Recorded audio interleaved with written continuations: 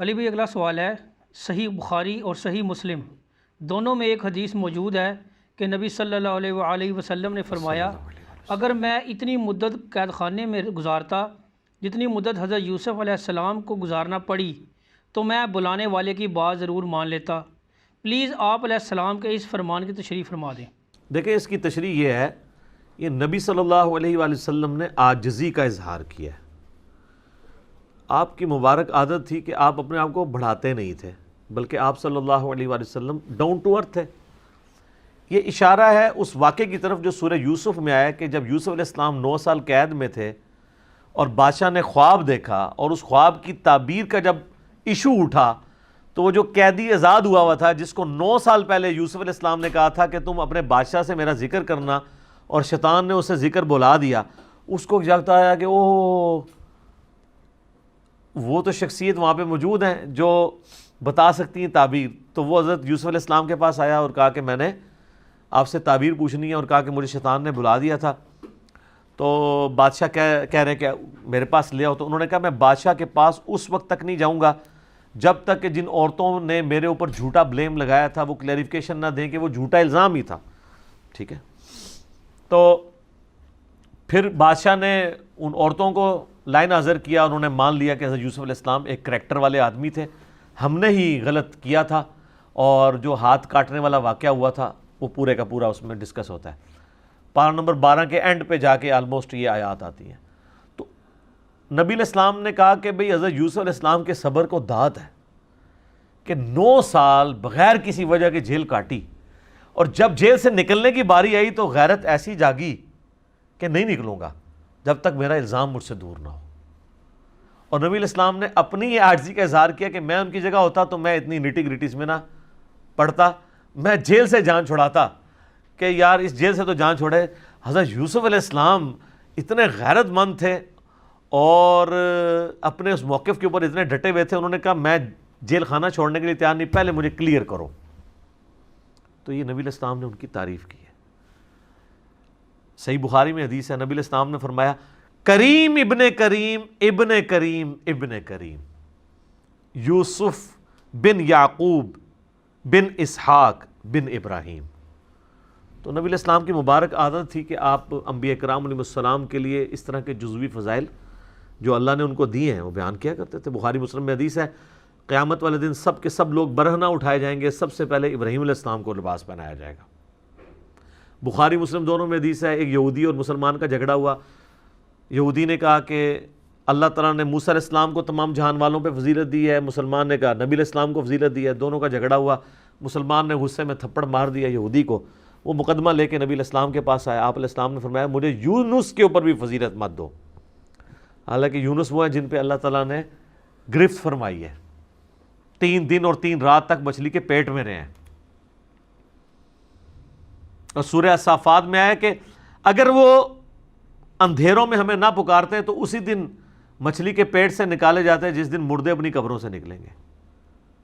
اور سورہ الانبیاء میں وہ دعا آئی ہے لا الہ الا انت سبحانک انی کنت من الظالمین۔ تو نبی علیہ السلام کہہ رہے ہیں مجھے یونس میں بھی فضیلت مت دو۔ پھر آپ نے کہا کہ موسیٰ کی تو یہ شان ہے کہ قیامت والے دن سب سے پہلے اللہ تعالیٰ مجھے اٹھائے گا، اور میں دیکھوں گا کہ موسیٰ علیہ السلام مجھ سے پہلے ہی اللہ کے عرش کا پایا تھامے ہوئے کھڑے ہیں۔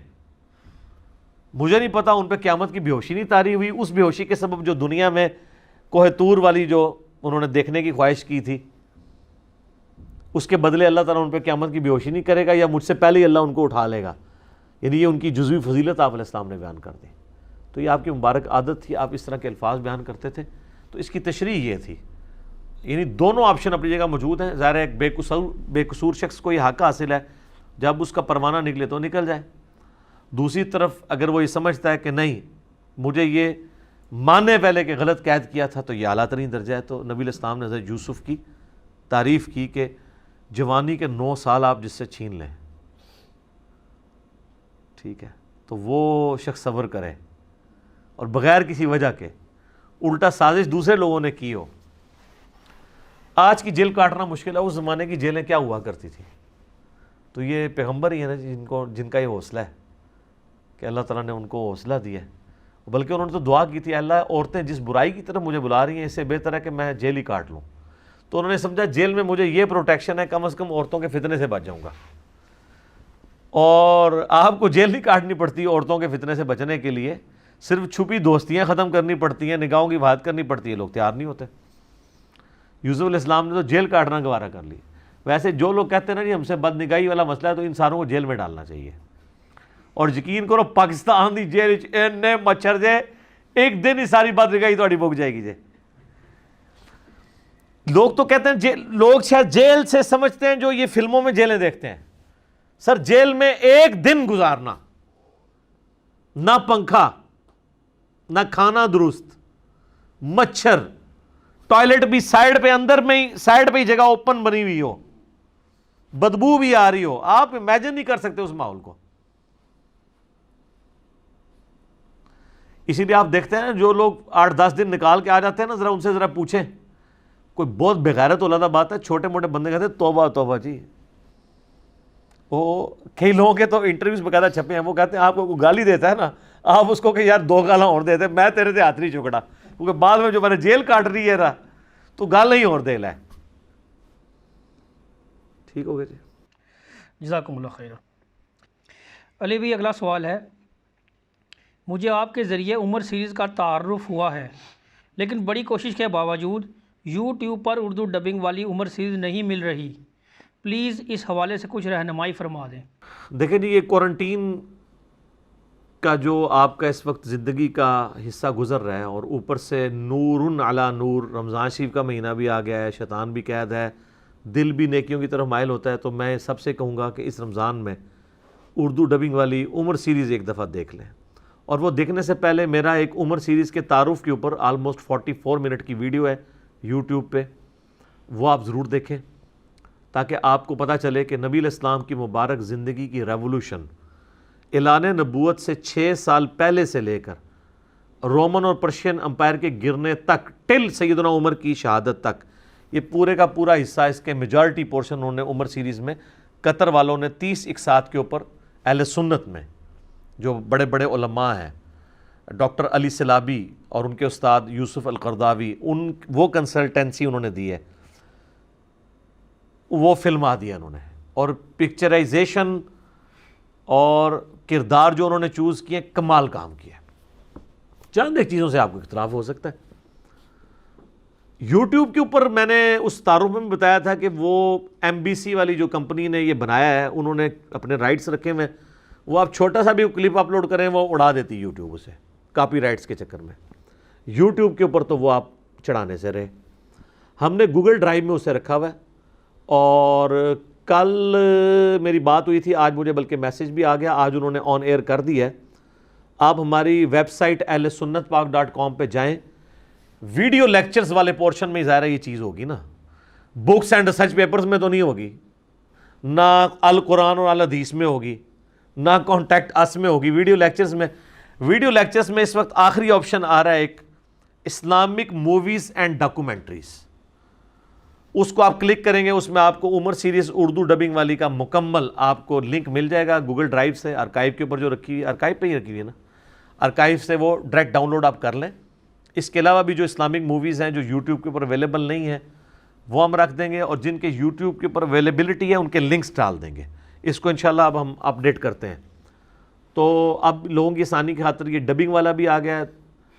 ویسے میرا اپنا مشورہ ہے, آپ یہ اردو والا ضرور ایک دفعہ دیکھیں, اس کے بعد آپ عربی والا بھی انگلش سب ٹائٹل کے ساتھ بھی دیکھیں. جو عربی میں اس کا مزہ ہے نا وہ اس سے زیادہ ہے. لیکن ظاہر جن لوگوں کو عربی نہیں آتی تو وہ ان کو روک کے نیچے انگلش پڑھنی پڑے گی, لیکن وہ ایکسپریشن میں چاہ رہا ہوں آپ فیل کریں عربیوں کی گفتگو کا جو سٹائل ہے.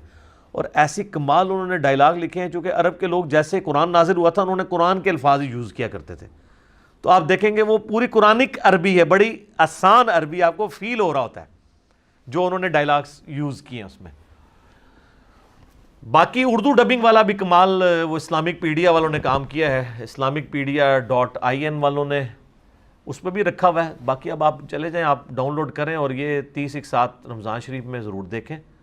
پورا دن فارغ ہیں تو ٹائم نکالیں, ایک یعنی قسط روزانہ کی دیکھیں تو 30 ایک ساتھ میں آپ کو پتہ چل جائے گا.